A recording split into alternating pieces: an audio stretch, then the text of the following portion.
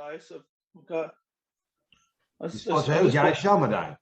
Yeah. Phil spoke. Me and Phil spoke yesterday. Ian, believe it, and we said, "Oh, Phil was mentioned about Gary." So I spoke to him on Facebook, and he said to me a message. Do you know your mate Phil Williams? And he's like, yeah, he's a good guy. I was like, oh, that's nice, so we can, have a bit of chat about it. Yeah, so, me and Gary went to a few parties together. What was the party? House parties? What were they called years ago? Raves. Raves. Like that. Yeah. I used to go to raves. We all used to go to raves, actually. Yeah. My wife was a rave. That's more over with you guys is raves. They don't have that too much here. No, not like they do there. No. I think we still do.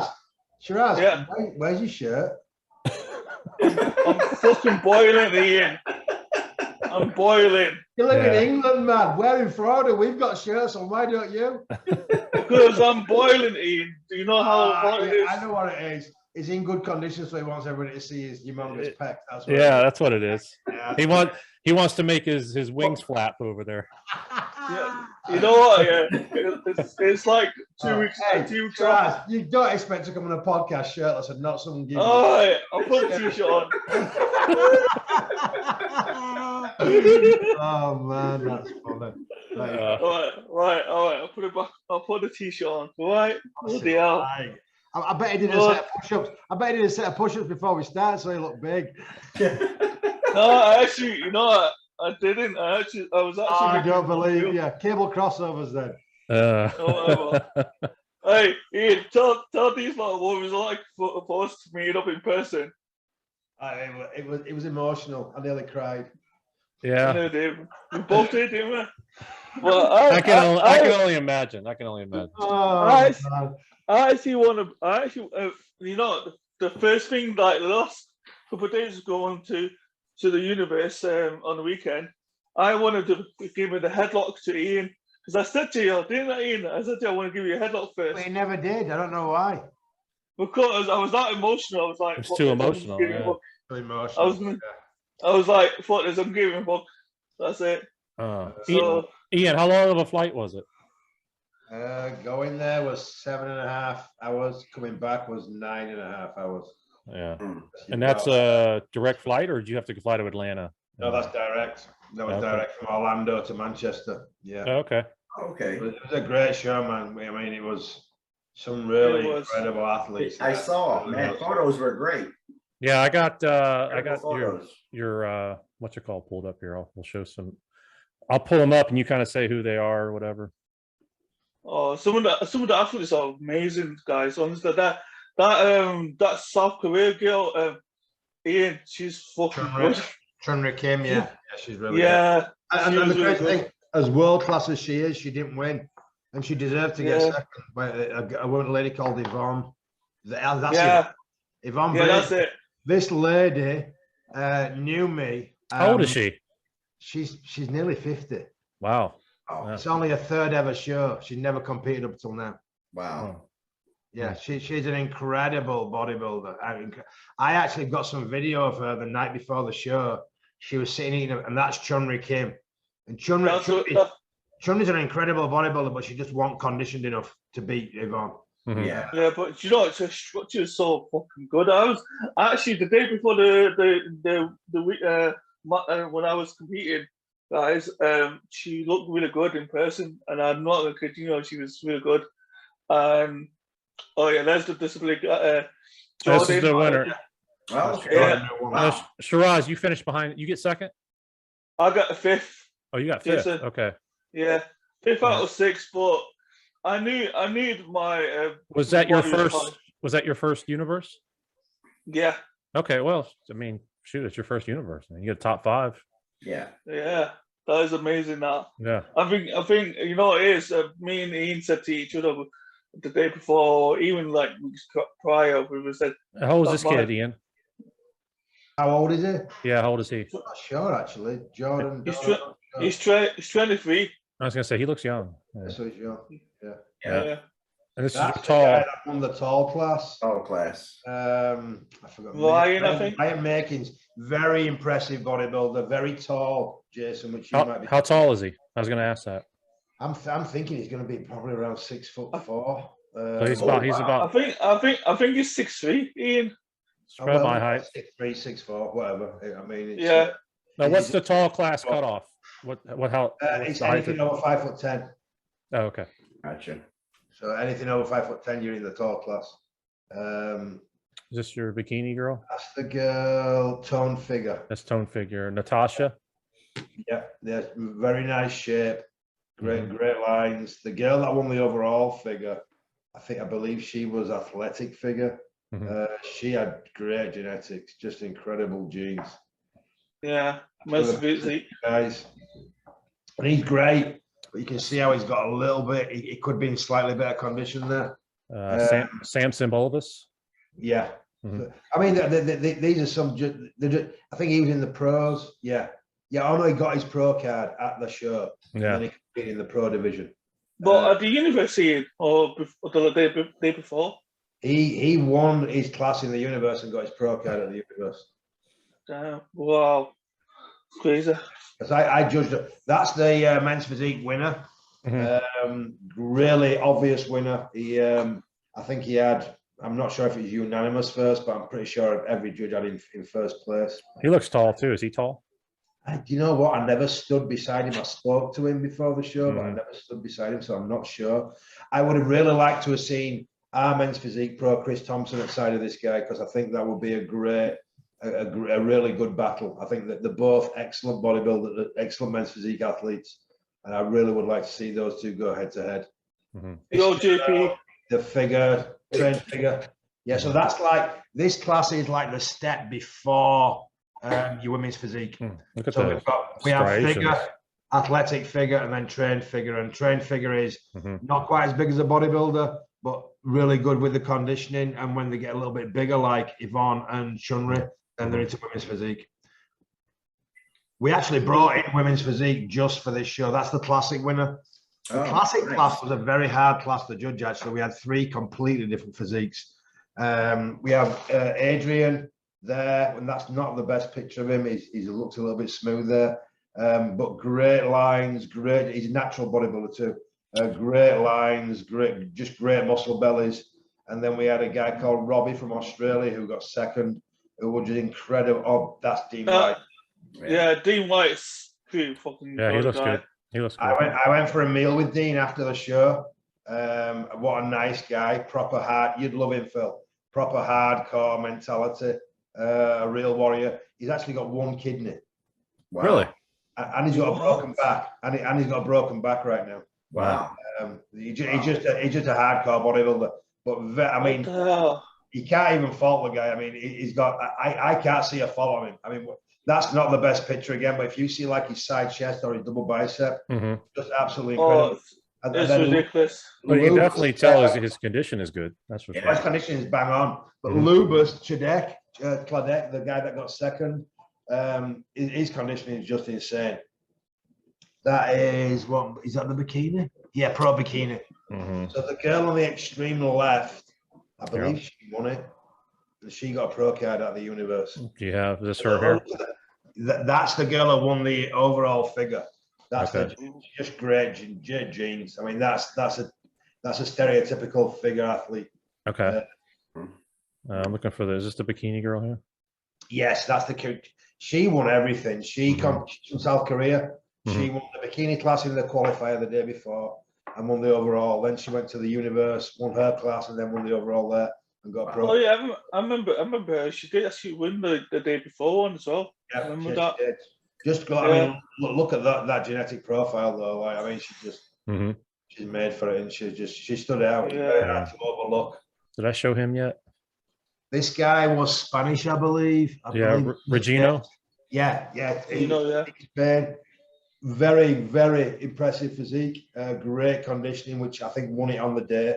I mean, you can see just the quality of athletes. It's just, I don't care what stage and what federation you're talking about. These athletes are world class.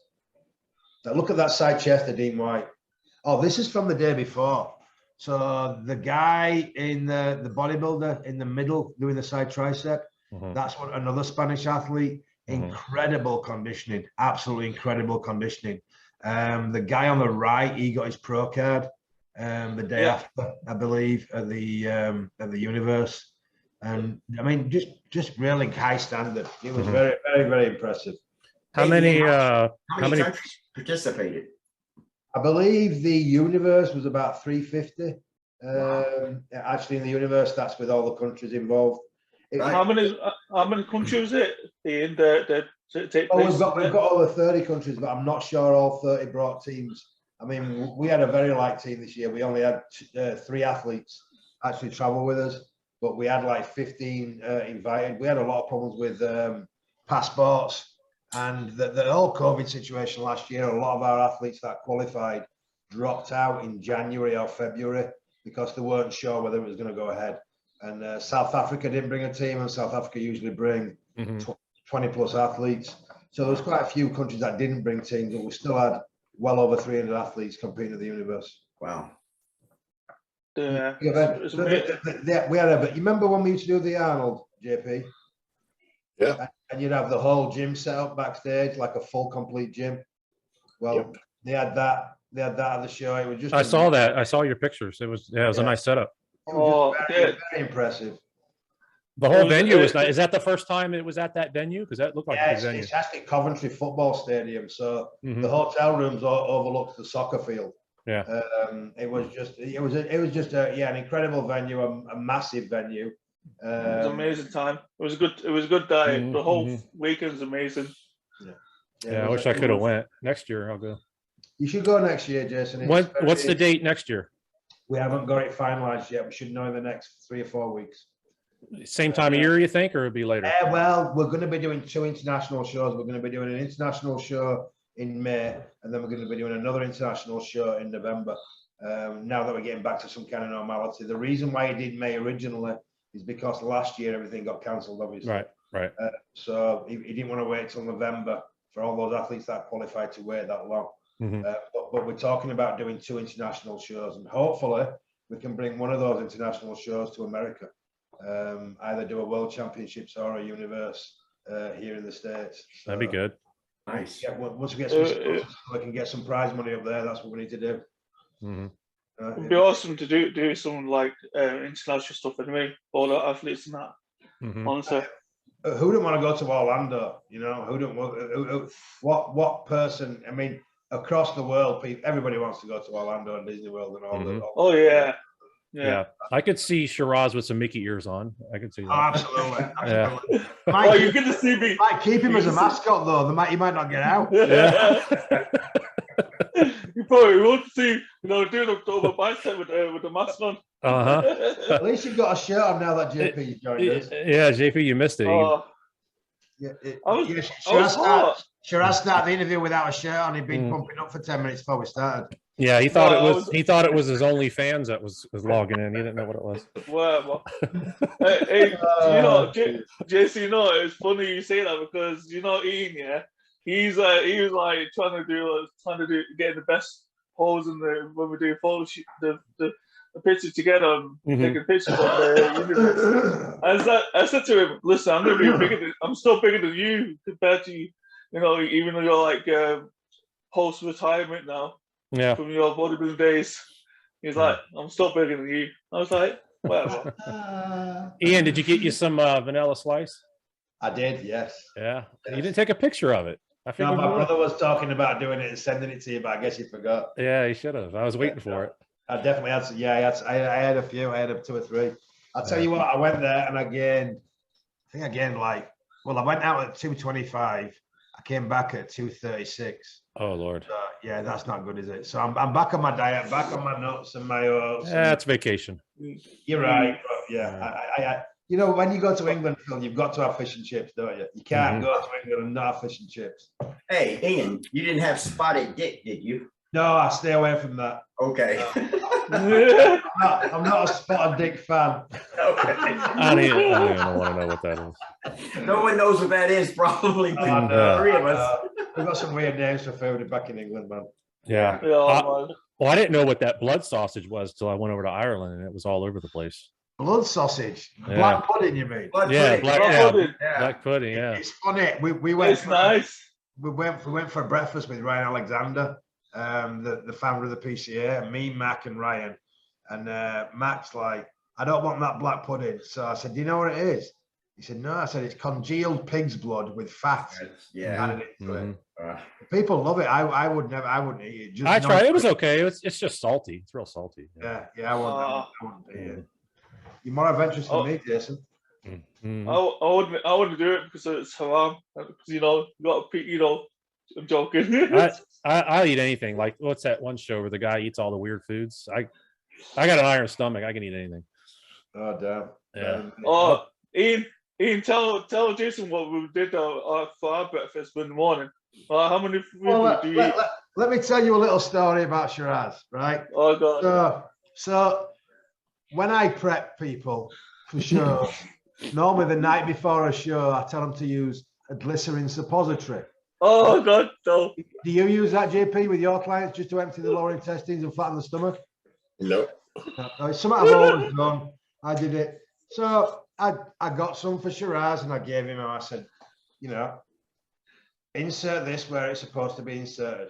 Well, apparently Shiraz couldn't insert it, so he swallowed it. I was just gonna ask that. He swallowed it. He swallowed it, and then the day of the show, he's telling me, I don't feel well. I'm like, no shit, Sherlock. You're not supposed to swallow a glycerin suppository. No, you know what it is? It wasn't just that I didn't feel well on the day of the show, it was because I knew that I was getting some like fucking weird reaction after the backstage. So I was like, okay, I need to sit down. That why you think it was shit all day? Yeah. So when you burped, did it smell like fart? And you were like, hey, something's wrong here? No. You know what? It was. Sorry, guys, I'm still just waking up. So you ate an animal? Did I get this right? Yes, basically, yes. That's what I did. Yeah. Basically, yes. Yeah. Mother goddess. I know. And then Shiraz said to me, I think we need something wrong in peak week because I don't feel very well. But do you think it might have something to do with the suppository you ate? And it says on it, if you inhale this, seek what is it? Medical attention? Poison control. Oh. Yeah. Hey, sometimes you gotta have to deal with. Sometimes you gotta do what you gotta do on a day's show, guys. And that's not what you had to do. Trust me. I know. That was not on the agenda. I know what the title. I know what the title of the show is going to be now. Oh god. I didn't know, Ian, you're this hardcore trainer and going to lengths like that. Jesus. I mean, Yeah. You know what? I said to myself, I can't do this. Like, even it was like the. It was the evening. It was the evening time, right, guys? Let me tell you something. It was the evening. I was like, okay, I need to go sleep as soon as possible because I knew I need to get up early in the morning. And then I couldn't do it, so I was like, oh fuck it, I have to do it all the way around. So I did it. I did swallow it, and then I was like, okay, that's fine. But I did feel shit afterwards. So wow, that was a lesson learned. Not to do it again. Different level stuff, that isn't it, guys? Different level. Huh. Oh well, so Ryan's not coming. In case you hadn't noticed, he's having some issues, I guess, with some equipment in his gym. So, oh dear. Yeah, he's not Oh coming. no. I've been messaging Ryan a couple of times since I've been back, but I didn't get a reply. I don't know if he hasn't changed his phone number, or has he? No, he gets like that sometimes. Is he busy? Yeah, he gets busy. All right. Well, I will. I'll maybe give him a call over the weekend. Hopefully, he calms down a little bit. Yeah. Did you guys see the everybody talking about the apology from Big Ramy? Yeah, I've seen it. What did he say? It was kind of short. It was less than a minute. Did you guys see it? Yeah, I've seen it. I did, but he didn't really say anything. No, it was basically he apologized more to Jim Mannion than he did anybody else. Yeah. I would say that's a forced apology, and he felt he had to do it, but it didn't seem. It was. It didn't seem I feel good. like it was forced. No, I mean, don't get me wrong. His language his English isn't very good. So, but he didn't give a reason. You're going to tell me what happened and why? I mean, yeah, he didn't say that. He just said, sorry, I couldn't make it." Right? No, he said there was some personal issues and that. But Jason, the thing is, the guy's been Mr. Olympia for 2 years now, running up for 2 years and that, and he's been doing he's been competing at IFBB Pro for like 7-8 years. So his English should be getting improved over time. What do you think? Well, I've been saying all along. Don't get me wrong. The guy his physique is phenomenal, but he's not a good champion. I don't think he represents the bodybuilding world like he should. I agree. That's my opinion. So Yeah. I don't think he's got the mentality as a champion anyway. I'm not being funny, but let's hope he's doing great work over there, but he also doesn't show that. So there's no way of knowing that. He probably does so much work over there that he may not care or find the time to come here and do much. Well, but you should highlight it. I get, Phil. You should highlight it on social media what he's doing and when, and, you know. Who do you guys think was the best champion? Who really was a good ambassador? Well, you know, it's a little bit difficult to say because in the 80s, early 90s, there was a much more interest from like the scene outside bodybuilding. So you know, and you didn't have social media either, so you could go on a Jay Leno show and stuff like that, or you were on ESPN, so they were a little bit wider known. Now we have social media. You're correct on that. I don't know, maybe Jay Cutler was good. Jay Cutler was good. Yeah, I would agree with that. Yeah. Are you talking about all time or just recently? I'd say all time. I mean, all time was all time. No doubt.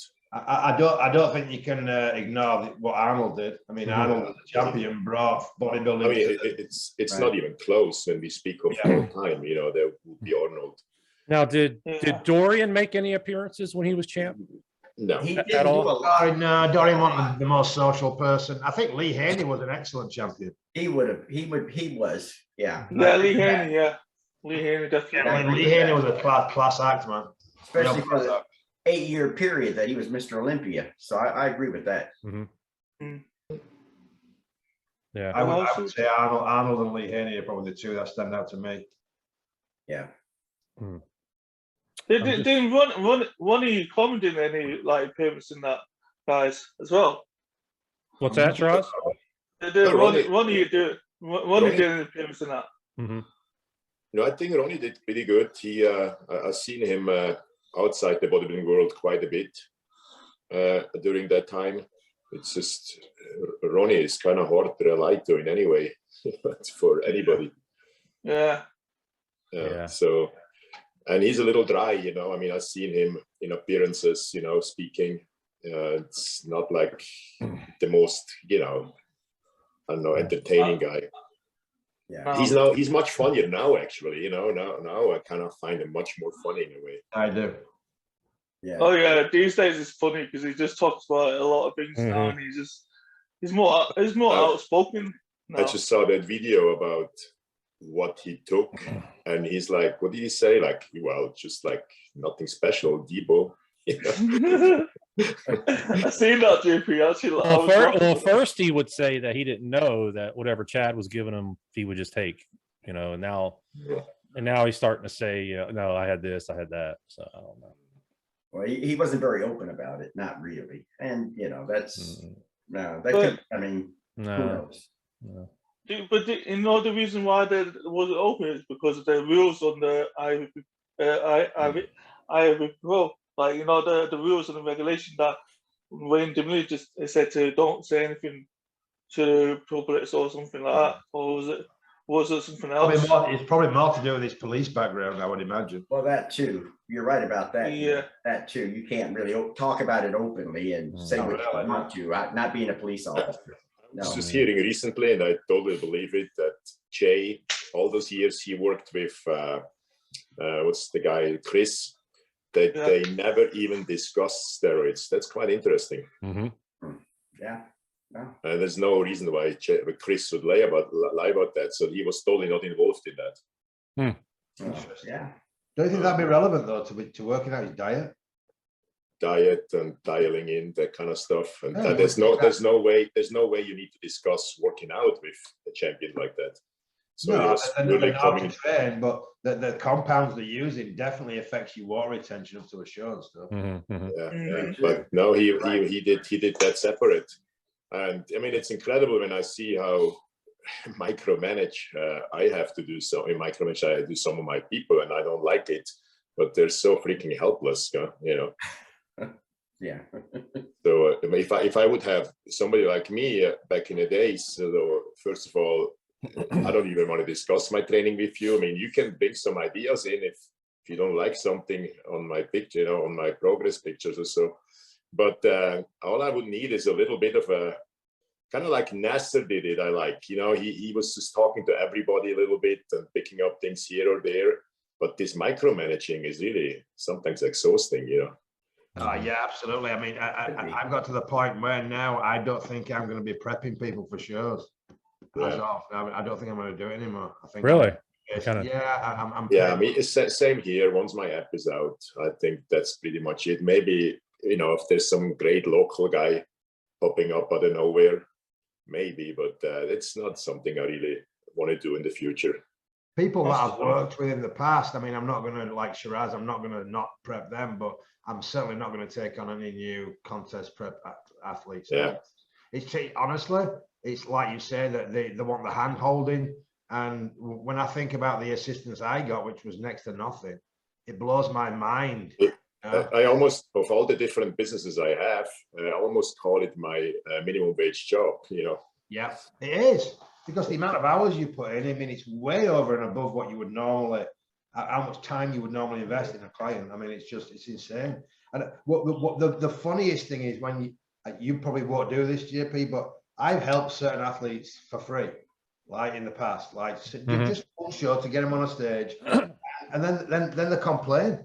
Oh, they complain about what you're doing for them. It blows my mind. I can beat that for free. I think I paid on top of that for free when I go to the shows, you know. Yeah. When they just really can't afford to travel, and I put this much effort in it, and I think the guy or girl is pretty good. So I did pay in the past for travel. So I'm not just free, I lost money. And then don't you find those people the ones that don't value what you're doing for them? I mean, you know, the one case I'm thinking about, it turned out all well, but he's the one case which made me rethink. He's pretty much responsible why I started the app. So I had this guy I brought from nowhere, from a local bodybuilder to a North American overall champion. And I always talked, once I bring a guy like that, have him win, and it's not just that he won, he smashed the competition, my phone will start ringing, and this whole training business will take off like crazy. And it never really happened like that. Wow. You know, and I think every athlete I had pretty much or have on stage, with a few exceptions, are always improving, and they're always looking great. And for some reason, I think it's probably my social media or has something to do with my personality, it never really hit off like that. So I had to start thinking about doing other stuff, you know, and in that way, I'm kind of grateful. But I remember when I came back from the North American, I thought, okay, this is going to really take off now. Nothing really. Nothing. Yeah. Well, I think, don't you think though, JP, there's so many so-called, you know, these gurus that are cropping up everywhere that really, and they've got a massive Instagram following, but they really haven't achieved anything in the sport. Yeah, I agree. They use fancy words and big names, and they talk really intellectually. And Ian, there's so many of them these days. It's unreal. I started then focusing on men over 40, you know, getting more into health stuff, and did way better that way, and just kind of kept some athletes still on the side. But I want to give up the athletes rather sooner than later. Yeah, me too. The over 40 might be a better market. Yeah. And it's not, this micromanaging is not necessary, you know. So, and a lot of those guys, they were in great shape. They're not anymore for whatever reason. And it's just more fun, you know. They kind of get what you say, and they don't get 14 text messages a day, you know, if they can poop or whatever, you know. No, you're right. Absolutely right. You know, for me as well, it gets to be a conflict of interest for me, because if I prep an athlete for a show, then I can't judge that show. Therefore, I've now got to bring other judges in, and then if I find it very awkward, like for instance, I head judge every show we do, So if we get a tie, which sometimes happens, I have to make that decision. And if it's an athlete I prepped, it's never happened to me, but if it was an athlete I prepped, then I would almost feel inclined that I had to put that athlete down. You know. So you know, I want to, before we go to something else, I want to say, I mean, I enjoy a few of my athletes tremendously. You know, I mean, I have this girl right now, which I kind of share with another coach, Jessica Baltazar. She is a figure pros doing her first show in 2 weeks. And she's an absolute pleasure to work with. You know, you tell her something, she picks it right up, you know. I mean, it's not that it's all lost cause, but it's a lot of it is, you know. Yeah, no, I agree with you. They're not all the same, but it's very it can get tiring, you know. Not with all. But it's taxing. I was going to ask you, Ian, what do you think it's like internal stress and that on as well? I don't know. I think a lot of it's just people being unsure. And honestly, I think one of the biggest things, and I was guilty of this when I competed, is like, let's say you're listening to a coach, then you're going to talk to people around you, and they're all going to give you different ideas to what your coach says. So now you start asking your coach, okay, well, I'm thinking I should do this. And they won't say because Jimmy down the road told me. They'll just say, I think I should do it. Oh my God. I hear that all the time. I get people to ask me all the time stuff, and I don't say anything. My local coach here, and if you just start a sentence like that, or you know, it's exhausting, that kind of stuff. And I have this. I trained just for a while this very, let's call her spoiled rich girl who thought she can just kind of start a bikini career, be a pro in a year or two, throw every money at it with top trainers, and you know, she went from Milos to me. She has Andy Velchik, she uses as a personal trainer. And it was just incredibly frustrating to me, you know, having all these different voices involved there. And it's also even more frustrating. She was just not up for it. You know, she had no understanding of the suffering necessary, you know, to have a physique like that, even if it's, I wouldn't say just bikini, they suffer not just as much, but there's a lot involved in many, many years of training. And that was funny when I worked back in the days, they always told us you start thinking about competing after 5 years. Yeah. You know, there was none of that. There was none of that. I want a pro card, and you just, you know, work out a little bit in the gym. It's just incredibly, you know, frustrating sometimes. But I remember every morning she had like 4 or 5 questions, you know, oh, I just heard this, somebody just told me this, you know. So, yeah. Oh, it must be annoying that, JP, honestly. I would like, just shut up, will you, and just listen to me. Ian, let me ask something, since we're on this athletes and that. Do you think I'm a difficult person to work with as an athlete, or am I No, you're just difficult in general. In general, yeah. Not particularly a difficult athlete, you're just difficult in general. That's just your personality. No, you're not. You did do my editing the last couple of weeks before this universe. You did my editing. Oh yeah, I know I did. I know I did. Complete basket case. You were a pain in the ass, and I told you. I know. He called me about 2 weeks out from the show, and he said, "I don't think I want to do this anymore." I said, "Okay, then do it." I didn't try to talk you out. I said, "If you want to stop, stop. That's up to you, not me." You know, I can't make you want to do it. If you don't want to do it, don't do it. Would you say he's your prettiest client? No. Definitely not. Definitely not. I'm ugly. He's got a face only a mother could love, as Phil would say. Listen, no woman is gonna come near me, Jason. So no one's gonna touch his face. Who's that? Now I've got my granddaughter in on the podcast. Say hello, Lily. Hi. Hello. This is my eldest granddaughter. Hello. How are you? How old are you, Will? 8. 8 years old. Yeah. Is today was today last day of school, or is it tomorrow? Yeah. Today? I picked you up from school, didn't I? Yeah. Yes. All right, go in there with Grandma. I'm gonna finish this. Say bye-bye. Say bye-bye. Bye. Bye. Bye. Back in there. Why are you calling so much people? Because I'm doing a podcast. I love those. I love my grandkids to bits. They're awesome. They're awesome. Out of the mouth of babes. You got a house full of them. Say that again, JP. I know. Did you? I just want to say, did you guys see that Phil and I had an interesting? Yeah. Oh yeah. Tell us about that. Yeah, Phil and I talked about it before you guys came on. So for me, it was very different than for Phil. To me, I mean, I was the only they were all competing in the 80s more or less, and I seen most of those guys guest pose when I was a teenager. And I was very interested in meeting John Brown because I just didn't even know that the guy's still alive. I saw him last time in 1986. Wow. Oh wow. Yeah. So I was always interested to talk to him because I remember what Sean Ray told me in Switzerland. He said when he was 18, going to the, I think, Universe or Junior World Championship, something like that. Yeah.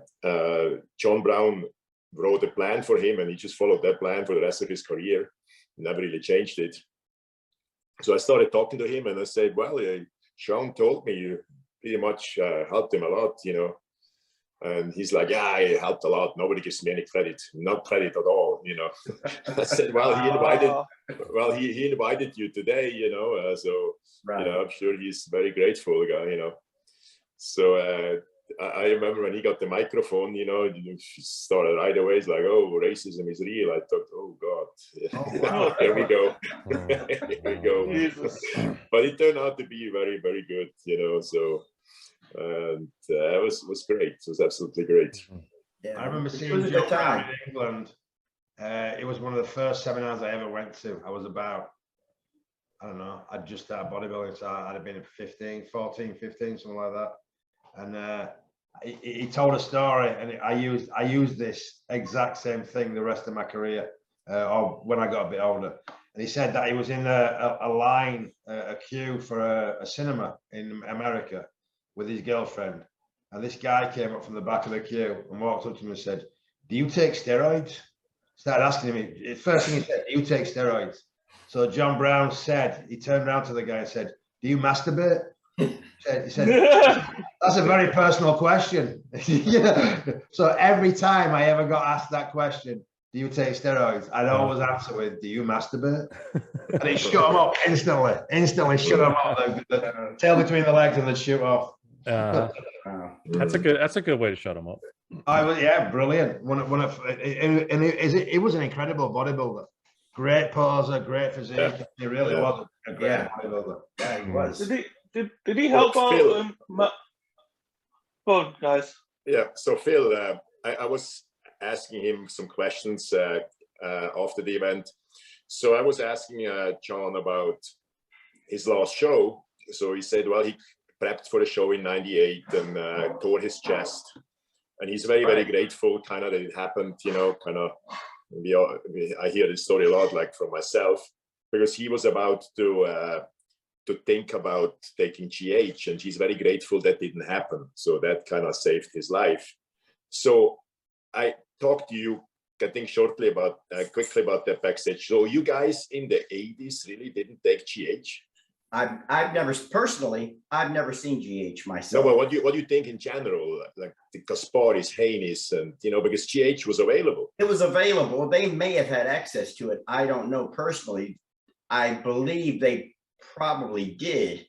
I spoke with Chad Nichols once in '96 after I competed with you in San Jose, and I said, "What would it take for me to, you know, get bigger?" Everyone's saying you got to get more size, more size. That's all I kept hearing is more size. And he kind of told me what I needed to do. And I said, and it was a list of things I'd never heard of.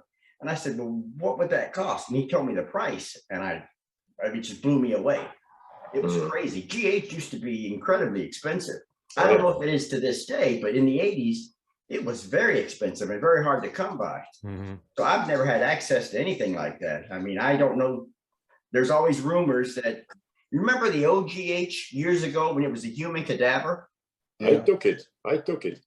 Oh, okay. See, and they were telling me about, well, you have to, this is before the synthetic. They talked about the, you know, getting it from the human was it the The pituitary. pituitary gland? That's right, the pituitary gland. And I was just blown away by it. So, I mean, I'm sure it was being done by the guy at the top. I think Arnold talked about it. He may have. And that was even another generation before. So when GH became an issue for me, I just couldn't afford it. Right. Because it was 4 units, 220, 30 Swiss francs. Something crazy. Wow. Yeah. Then you would have to take this pretty much daily. So I did buy Russian GH from the Russian mafia. Wow. So yeah. Now the big rumor back in the 80s was Tom Platz had access to it. And you remember how big Tom was in like 81.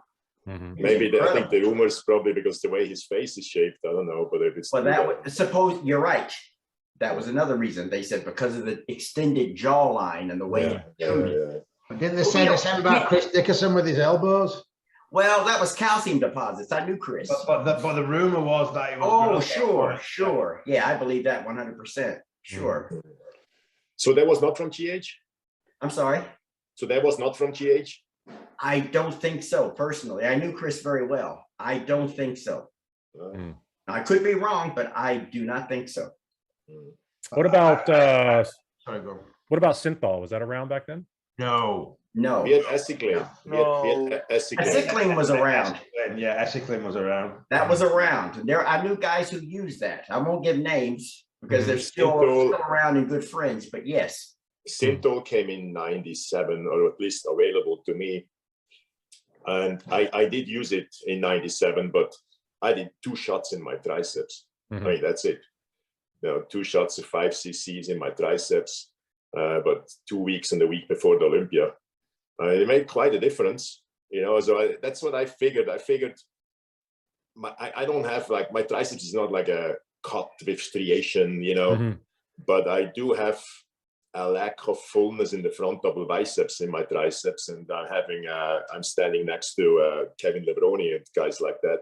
So I did do 2 shots, made quite a difference. Wow, it did make a difference. Yeah, it made quite a difference. It looked way rounder, and since my triceps wasn't really ever in the kind of shape that it would be bothersome, I mean, it's not that Andy Münzer could not have taken anything like that and then kind of show up with a total different triceps. But then in 98, I did the same, 2 shots in the biceps and totally ruined the look. The biceps looked totally fake. And then I never touched it again. It was pretty much a mistake, Yeah. So, but Essiclane was widely used. Yes, I remember that. I never heard of that. I mean, I heard of from good sources 50 vials per show. Yeah. What? That's a lot. Wow. Now remember when with the acetylene, right?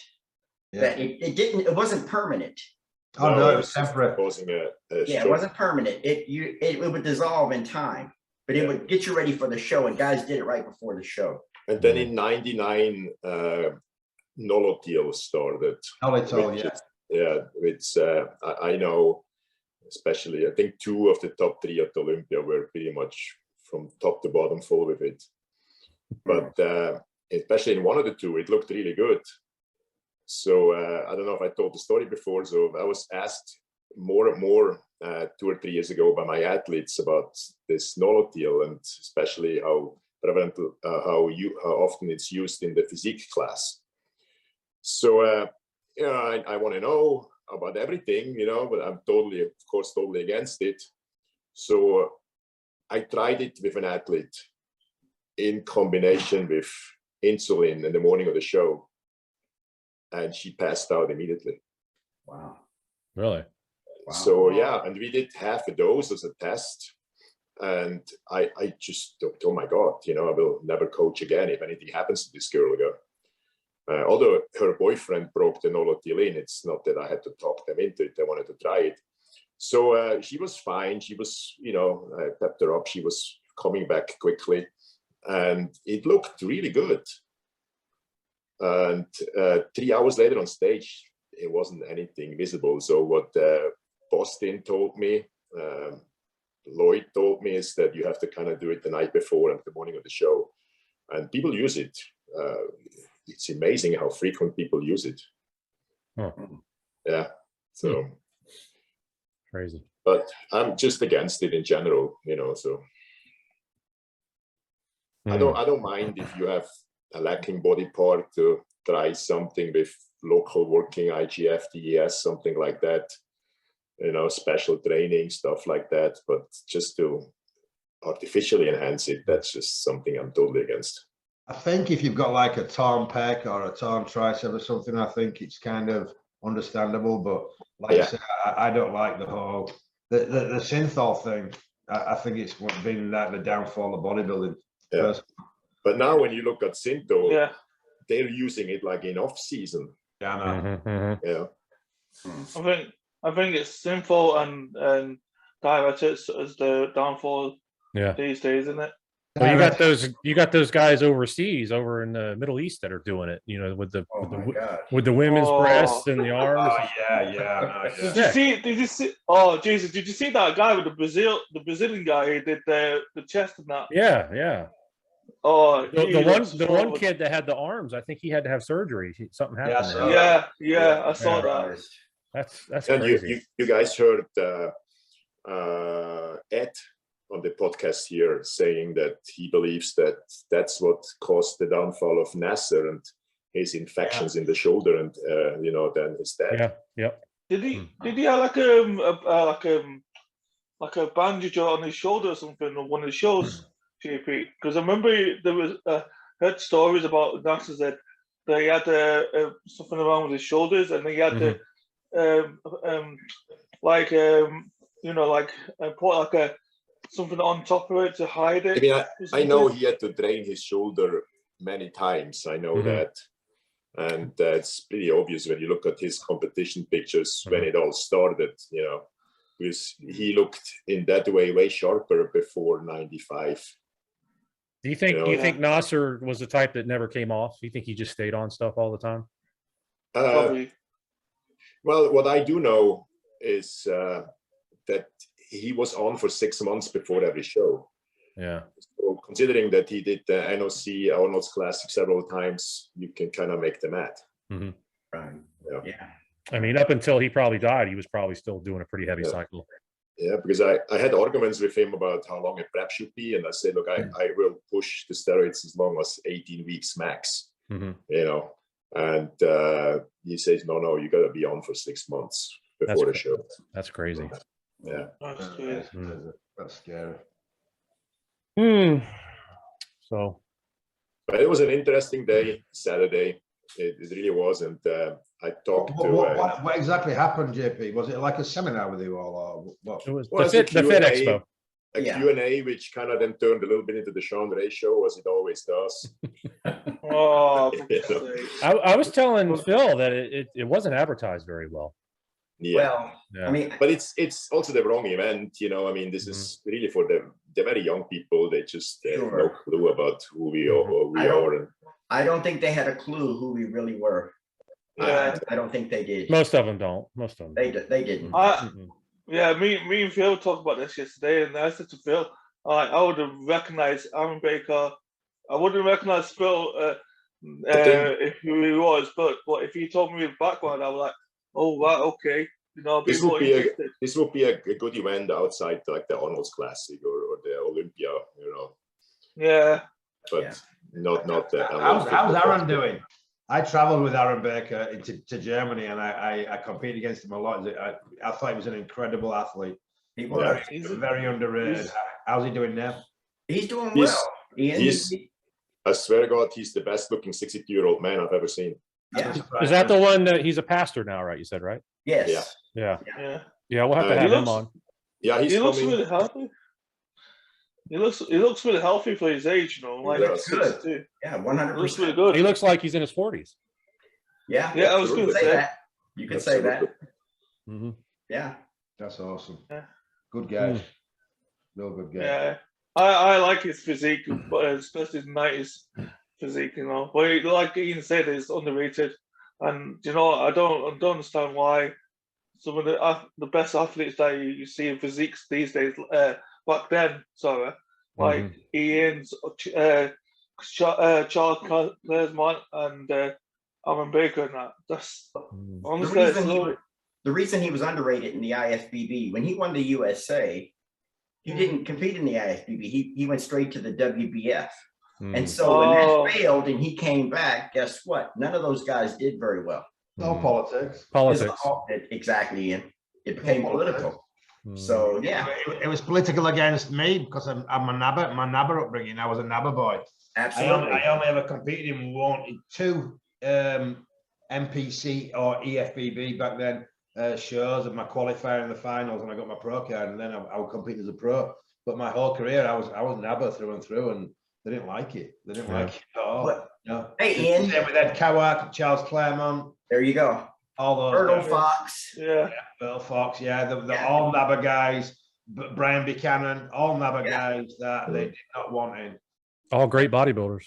But Charles, Yeah. Charles, when he came to the FBB, he had a few really good showings. When I came into the mix, he was a little bit undersized and not quite as good anymore as he was like in 93, 94, 95. Well, 93, I competed against Charles in my pro debut at the 93 English Grand Prix, and he won that show. He won that show, right? He beat Flex, he beat Kevin, but he was dialed in. I mean, that's the best condition I've ever seen Charles compete at. And then every show subsequent to that, he came in a little bit soft, and Charles was great from the front, but when he turned to the rear, he was lacking in the back and was lacking in his glutes and hamstrings were never like sliced and shredded. So that's kind of let him down, but incredible physique. I mean, Aaron almost should have beaten Flex Wheeler at the absolutely. He should have. No, he should have beaten in that Ironman show. Anyway, he should have done it. You know, he should have come first because I've seen pictures as well. All politics. Well, yeah. And pushing an agenda back in the day. They all did it. That's why I retired so young. I got sick of it. I'm like, I had putting my wife and my kids and my body through this just for them to decide when they're going to give me a chance. Right. Yeah. Again, that's why I'm so passionate about what I'm doing now with PCA. Yeah. Yeah. You notice, no, Ian, everybody that comes on this show that knows you says that you retired too young. Yeah, they do. Yeah. They do. Everybody says, like, where did you go? You know, you kind of disappeared. Yeah, but you know what? I don't regret it, Jason. I really don't. Yeah, I know you don't. I know. You know, Ian, how old were you when you retired? 28. Oh, that is young. Yeah, most guys are getting started on the pro level at that age. Well, that's what Vince Taylor used to laugh at me. He said, you know, when I retired, he was starting to train. Yeah. Yeah. Yeah, I mean, you know what? I mean, I know I did not fulfill my potential. I know I could have been a lot better, but just at what price? You know, like JP, when you knew you wanted out. Yeah. And you were. I mean, I was only 30 when I went out, and exactly. So there you go. It's funny that when I went out, mentally I was finally ready to be a pro, but I didn't want to do it anymore. You know. Yeah. But I wasn't mentally ready when I was on top of my game, you know, when I did all the heavy weights, and in my 20s, I was just mentally not ready. I didn't understand what it means to be a pro, other than I talked, if you're the biggest and you train the hardest, you will eventually going to win, you know. Yeah. But there's a lot more to being a pro. Yeah, and I remember I was 32. I had a meeting with Milos, and we kind of were thinking, you know, how it will look like if I have a coach like him, and we started talking. And I went home, I started training, and in a short time was really, really good. And about 4 weeks in, I had a little injury, and thought, why the hell I'm doing this again? You know, I mean, it's just like, I thought I'm done with this. And that was it. Yeah. And how old were you, JP, when you retired? Well, I was 31. Oh, okay. That's very young too. Yeah. Yeah. Well, that's about when I started. I retired at 36, and I started competing in 77. So, I mean, I lived for it. But you know, my first show was with 16. I mean, I did do nothing else for 15 years. You know? Yeah. Right. Yeah, man. I was the same. I had a very similar. I started training at 15. My first show when I was 16. And then I competed throughout my, and I took that serious from day one. I wasn't slowly growing into it. Yeah. Sure. Yeah, me too.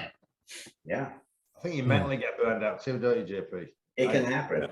Yeah. Yeah. I started competing at 17. Started bodybuilding at 15. So yeah. So similar, very similar to me. Very similar. Yeah. Yeah, very similar. Because when I was younger, I was told I will be fine no matter what. But then at the end, I wasn't sure if I'm going to be fine. I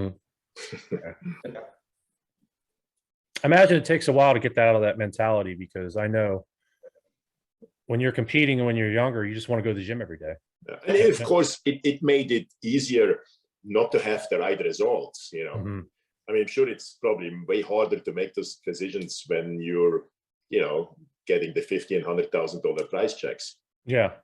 That wasn't the case, Yeah. Because when you look at pretty much anybody at their peak, and you even like a Jay Cutler or so, you kind of you're up there pretty quickly, and then you just kind of can hang on to it, looking the same and small improvements, just But I'm glad I didn't have to do that. Yeah. So let me ask you guys a question, since all of you's like, you're late on years now, and you're looking back and you retire young. Like I said, not you, Jason, not you. I'm talking about all these guys. Oh wow! Just stick a knife in there, mate. Yeah. All All right, go ahead, Shiraz. Go ahead. What would you say? What would you say to you guys who retired when you young years? What would you say to young people coming up in the bodybuilding now, especially like me? And do you give them advice like, "Hey, I'm just turned 29. Pack it in, old man." I would tell you, number one, don't give up your day job, right? Or your education. Trust me on this one. Yeah. If I would have done this all over again, I knew what I knew now, I would have gotten an education and trained. So I would have had something to fall back on. Something like maybe gotten into nursing, gotten into something that I could get a degree in and get a good job. Because bodybuilding didn't support me. I supported it. Right? There was no sponsors. Everything that I did in bodybuilding came out of pocket, my pocket. Yeah. So, I mean, you can do all this and put all this time and energy into it and literally come out with nothing. Yeah. I'm an example of that. I'm that guy. So that I promise you, I mean, it's fun and it was great, and it's best experience you can have. Climbing the ladder's fun. Winning the big shows are fun, but there's no financial rewards. Not really. No. Well, that's the downfall. There wasn't for me. Right. What about you, JP? No, it did support me very, very well. I was my job. I went to trade school doing sales. I sold car parts, So yeah, I made way more money in bodybuilding, but I wanted to be a lawyer. And the way I chose my job is, what can I do which will not bother my training? Huge mistake. I could have gone to college, become a lawyer and a great bodybuilder at the same time. And it would be even better, and I think about hours and hours playing computer games, crap like that. It wasn't necessary, because I thought I have to do it this way because it has to be all about training. That's sure a huge mistake. But then, other than that, as long as the fire is there, it's great. And I always have this one example. When I was very young, I went training in a gym outside Zurich. So we had to drive about 45 minutes. So every night at 6 p.m., a friend picked me up. And I was so excited every day, so freakingly excited to go to that gym. When he was 15 minutes late, I was walking up and down the street like a caged tiger. As long as that fire is there like that, it's fine to do. But that was not there anymore when I, at the very end, was thinking about doing another try with a more experienced coach on my side. He was just not there anymore. I was just more like, okay, I'm gonna go train and it's fine. But the fire has to be there. Has to be a fire there, you know, and hire a good coach, of course, you know, because it has to be done in a way that you will survive that and have a chance to be an old man someday and not, you know, nothing else. But yeah, get a good education. It's a very good, it's very good advice. Okay. Well, Ian, what would you say to up-and-coming people, bodybuilders coming up? What was your advice? When I left school, I actually got a trade. I did a 4-year apprenticeship, so I actually had a trade. I'd done a college degree in physics and electrical supply and engineering, and I was an underground cable joiner. So I had a full-time trade that I could always fall back on. Luckily, I never had to do that. But the biggest thing I could probably say to any young athlete who's like really obsessed with bodybuilding is, don't fall out with people. Don't let it sacrifice your marriage or your friendships or your family, and look after your health. I see a lot of bodybuilders who are focused as I was, but they'll let it be everything, and they'll fall out with family. They'll fall out with they'll get divorced, and they'll end up with which is hard to do. You know, it's very hard to do. Absolutely, it's hard to do. I mean, I'll be honest with you. That's why I retired. In 1998 was my last show. I competed against UJP, and I remember getting to the airport at that show, and my wife literally burst into tears at the airport. And I said, "What's wrong?" She said, "I can't do this anymore." I said, "What do you mean you can't do?" She went, "I can't do this anymore." So I'm like, "Okay, now I've got a choice. I can either carry on doing what I'm doing and not end up with a wife who I love dearly, and I had a daughter at the time, or I can." So basically, I put I said, okay, if I don't, the top 5 used to qualify for the Olympia at the Arnold Classic. So I said, if I don't place in the top 5, I will retire. And I believe I placed 6th that year, or 7th. So I retired.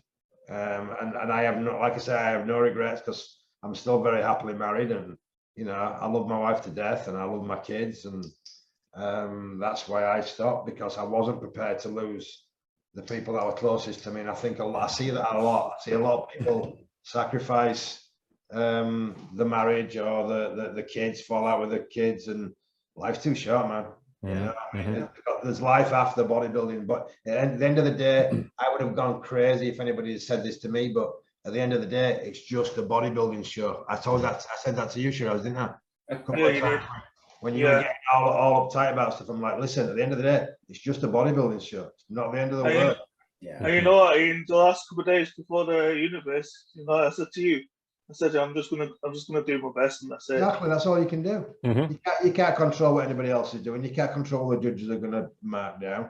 All you can do is be the best you can be at that time. That's all you can do. And yeah, and you know, I'm looking back now, I'm reflecting on it, and I did a video on it like last week about it. I'm just gonna treat every show as like it's the next show. Nothing new, nothing like major things. Just go with the flow, and that's it. But don't fall out. Yeah, well, if they fall out of me, that's a different story. I can't control them, okay? Well, they might have fallen out with you because you were a dick. No, yeah, well, yeah. When you're dieting, you tend to be a dick. So people will fall out with you, but don't get him going, Ian. Don't get him going. He might take his shirt off. But you know what I'm saying, right, guys? I mean, I remember 1995, the year I did the Olympia. My daughter, who was 3 at the time, she's 30 now, but she was 3 at the time. She was in the next room, the room next door with my mother-in-law, and my bananas were in there.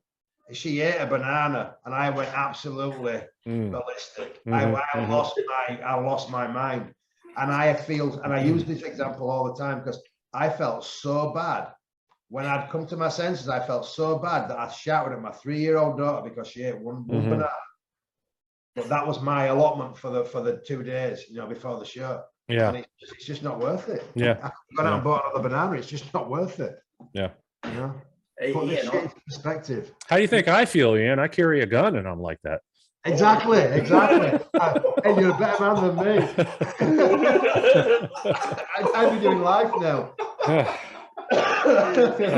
But seriously though, it's kind of a relief for me. It kind of gets my mind off what I do for a living. You know, of course, my job's a little different.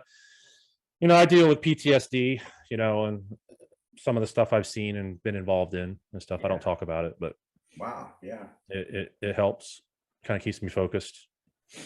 So I enjoy There's a it. few jobs I always said I couldn't do. I couldn't be a doctor or a nurse, and I couldn't be a police officer. Yeah. I always felt like I get too involved in what I was doing. Yeah, they're starting to get. You know, we'll segue a little bit, but they're starting to get slammed now about this Texas stuff. There's a lot coming out. Oh yeah, yes. the shooting. Man. Is it the shooting as well, Jason? Yeah, yeah, Terrible. That's so bad. Yeah, and it hit because that's what I do. That's my current assignment is I'm in charge of all the school resource officers in our county. So that's what I do. I go to schools all day. I drive around and make sure all the deputies are doing their job and they're alert, and you know. Gotcha. I heard the schools are getting heavy guarded now because of that shooting. In Florida, we've had one. In Florida, we've had it in place that there's a armed officer at every school. Oh, Yeah, wow. there should be. So, yeah, Yeah, since the there should Parkland be. shooting, yeah. Yeah. And it was supposed to be like that. And I don't think Texas has that. Or Texas has got a lot of rules they need to change. You know, I don't want to get too into it, but some of their gun buying laws need to change, and some of their other stuff. I think it's a shame though when like all the stuff happened in 2021, the election year, when all the police get tarred with the same brush throughout, and I don't think that's right. I think you know, the whole abolished police forces and stuff are just insane to me. I don't understand. They're regretting that now. Yeah. Yeah, I'm sure they are. They are. Sure. It's amazing that an 18-year-old can go out and buy these weapons, but I don't know if he can go out and buy a drink or not, right? No. But he can go out and buy these weapons. Yep. 18 years old, at least in Texas. Yeah. Wow. You know, we have the same gun laws in Switzerland. I mean, I was a crazy 18-year-old. I bought like 11 guns with 18, and I just kind of was crazy. But I never heard of a school shooting in Switzerland. You probably haven't had any. This is the only country. This is the only country, I'm going to say this, that has this type of problem. But like said, we have the same gun laws in Switzerland. I mean, you hear occasionally in Switzerland somebody taking his gun and going to the place of work and killing 3 of his co-workers or killing his partner. But I never heard of anything like this. So there has to be a lot deeper than just guns, you know. Yeah. It's mental health. A lot of it's mental health. Yeah. Mental health. Yeah. When I see how many the homelessness starts to explode here in the Palm Springs area, and a lot of them are like in their 20s. They almost seem to like choose to live like that. I mean, it's just you guys would be surprised how many kids threaten to shoot their school every day. Now, this is just where I live, and I'm in a county of about 300,000, and daily we have at least 10, I would say, probably. Wow. Kids that threaten to shoot. Now they're all end up obviously being just, you know, saying it just to get mad. But now when kids get mad, they say they're going to shoot their school, and we have procedures that we have to follow, even though we know it's not. I mean, we have first graders. We have first graders that threaten to shoot their school, and we have the same protocols in place that we have to check. Wow, that's crazy. It's amazing. Yeah. Oh, they are. I can only imagine in the bigger cities how many they get. And it's just something. And then the parents get frustrated because, you know, we have to go to their house. We have to search their house. If there's any weapons in the house, we have to make sure they're secured. So here you have a 10-year-old and, you know, the mom's getting upset. It's like, well, my son would never shoot a gun. Well, that's right now. It's kind of like staying bomb on an airplane. You know, and these kids just don't understand. Wow. You know what it is as well, Jason. I think I always say to people as well, I think it's down to parents as well. They need to like educate them, or even just explain to them what's the rights and wrongs, of what to not say and not to say. Like for example, the other day, my nephew, he's being rude to my sister, which is his mum, obviously. And I said to him, "What? Don't be rude to your mum. That's your mum." And he's like, "Why?" Because she carried you for 9 months, and you're being rude. Bear in mind, he's only like 4 or 5, but he understands the they understand the whole thing. And I said to him, don't be rude to him because don't be rude to your mum, and that's your mum, Mhm. But people need to, there's no like respect these days. I think that's the problem. There's no respect these days. People don't care these days. They just say anything they want to get attention. Yeah, there's a lot of things, and I can't say them. You guys can say them. I can't say. I got about 5 more years till I'm eligible to retire, and then I'll tell you guys plenty.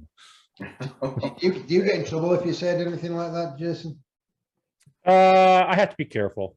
I have to, especially with politics and stuff. I have to, of course, all my opinions are personal opinions. They're not. Yeah. And I never identify where I work. I don't mention my agency. I just tell people I'm a police officer, which is fine. But by all means, you guys can say whatever you want. Anyways, before we won't go too late, I'll put the California Pro up real quick, which is this weekend, and see who you guys like. Yeah, so we're not going to talk about what happened at New York Pro and Indy Pro. We can briefly. So did Clancy from Croatia not compete at the New York Pro? No. So then hopefully he's my favorite here. Yeah. You don't think Charles will be ready this time? Yeah, well, he's absolutely a favorite too. I'm just rooting for Clancy here. He is such a big guy, classical kind of 90s mass monster kind of guy. But Max Charles has to be the favorite here, and Charles Griffin. Huh? Yeah, they got to be favorites. And then Clancy here, hopefully in the top 3, and then Presti will probably round up the final. And Tonio Burton, that guy is great actually.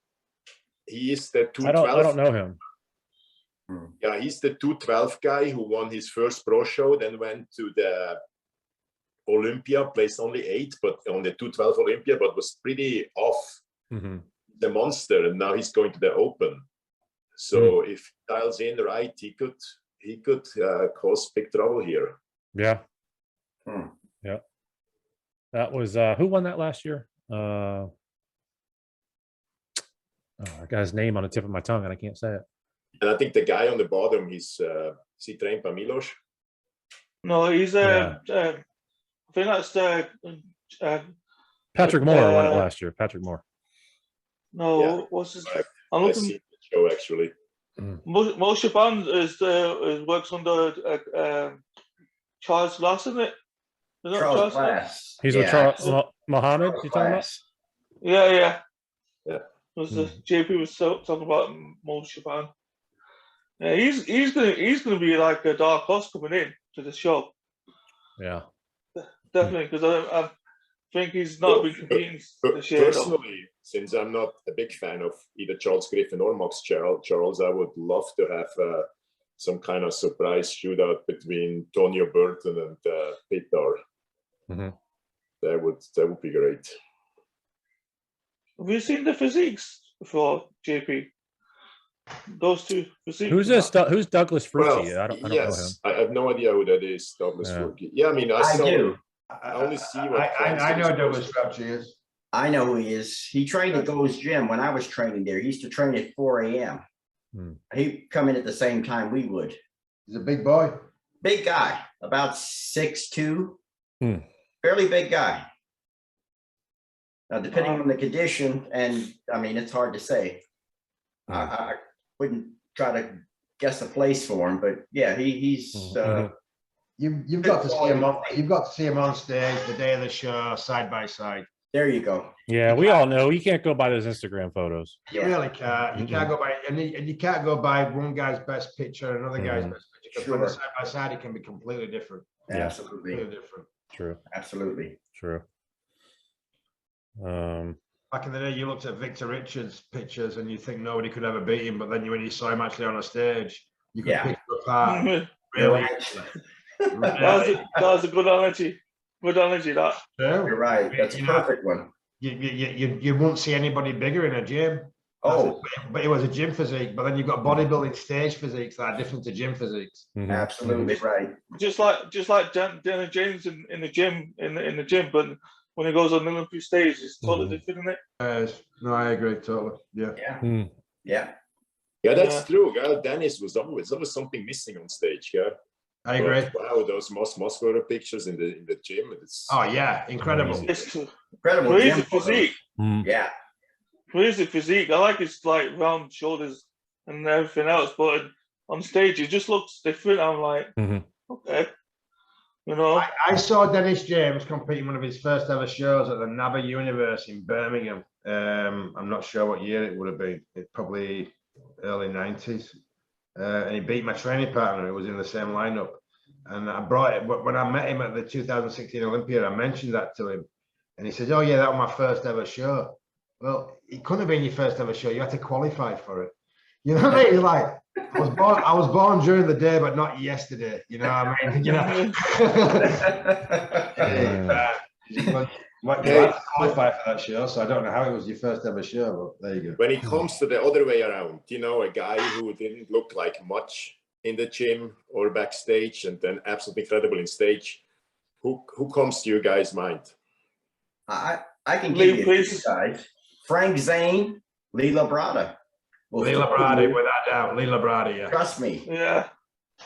I was thinking of Lee Priest then as well, because he looks like. Lee Priest looked good in the gym.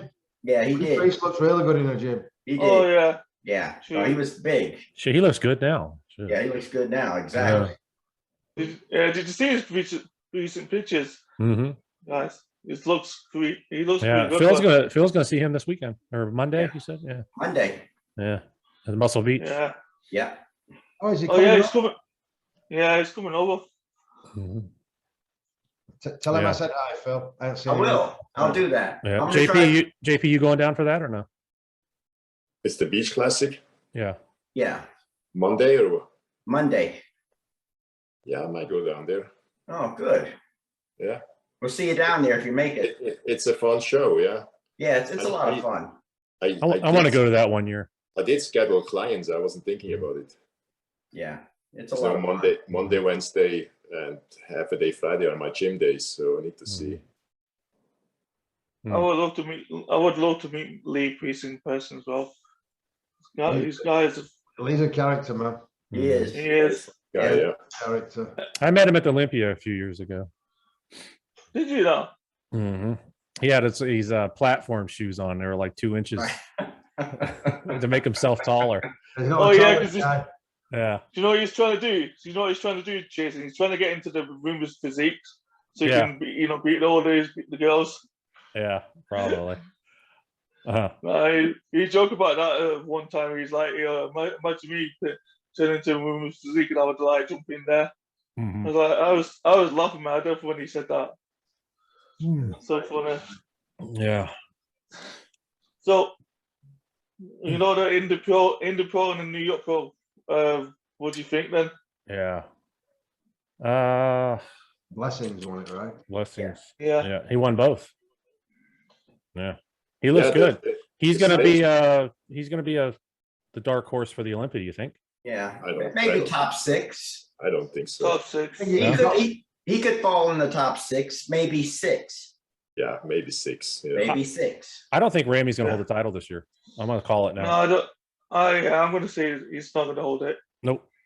You think Nick's gonna take it this year, JP? Yes, I do. Yeah. God, every time I see that guy's picture, he puts on more size. It's too overwhelming, and we know he will be in shape. And I don't think Ramy. I mean, when you see Ramy's apology, I mean, you can't read anything in the shirt 6 months out. I understand that, Right. but I just don't feel that fire and stuff, and that, you know. I tried to study his I was the same way. now I shouldn't. It's just. I think it's pretty much done. But He looked very soft, didn't he? Yeah. I mean, for being the champion, I know it's off season, but you look at everybody else and you look at him, you're like, dude, you're the champion. You should look a little better than that. That's my opinion. Let me ask you guys this: you think his not showing up for the Pittsburgh Pro will be held against him? no, Yeah. I hope not. Okay. Okay. I hope not. I don't think he went because he wasn't conditioned. I think that's why he Yes, didn't go. he was scared. Yeah. I mean, He it can be total bullshit, and he really has a problem. But that's Mhm. just for JP's world here. Yeah. He didn't want to be next to Nick, and Mm-hmm. That's true. You definitely do want to stand next to him. I'll tell you what, from the pictures I saw, Derek Lunsford looks incredible. I think so.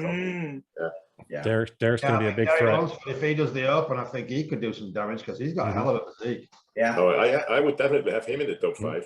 He's Yeah, young too, right? I would put him in Yeah. the top 5. Me too. Mhm. I think he's Well, got. I think he's got incredible genetics, and I don't think he's got any real I'd weakness. be curious if he doesn't have to do the 212. If finally his shoulders, chest would be more ripped. Yeah. He's always soft on stage, even when he won. Yeah. If that's a product of losing too much weight, or if it's genetics, or what the hell, because he was very conditioned, but the shoulders, chest is too soft. Right. So, and he can't. That could be Synthol related or no? I hope not. Mm. But you can't be soft next to Hardy or so, No. in those areas. Yeah. Yeah. All right, guys. I'm ready. I think I'm ready to call it a night. I got to eat. Me All too. right, guys. Me too. I gotta go sleep. So Catch you later. Yeah. Phil, All right. Phil, Bye, quickly, guys. Go get your beauty sleep, Shiraz. You need it. Yeah. All right, Dad. Fuck you now. Go ahead, JP. Aaron gave me a card. I didn't know they still have business cards, and I have no idea where I put it. I have his phone number. Yeah, can you exchange it with me? Because he gave me his number, and Yeah. I'll text it to you. good, thank you. All Can you right. send me it as well, Phil? I'd love to reach out to him. Yeah. I'll text you his number as well. Ian, I don't have your number, but I'll text it. So Okay. Aaron and Samir would have loved to come on, and who I would love to have on. I think it's a very interesting character. Is Mike Christian? Another one. Oh, Yeah. yeah. Oh, my Christian, yeah. Yeah, that'd be good. You'd be good. Yeah, they're all interested. I spoke with every one of them, so it's just a matter of finding a time that's that works with their schedule. We'll figure something out. No, I we'll think figure Sean it out. Ray would be. We should ask Sean. Yeah. Yeah, why not? Yeah. Yeah. Do it, guys. Yeah. All right, guys. All right. All right, guys. Bye. Catch you later, Bye-bye. guys. Hopefully Bye, see you bye. Monday. Yeah.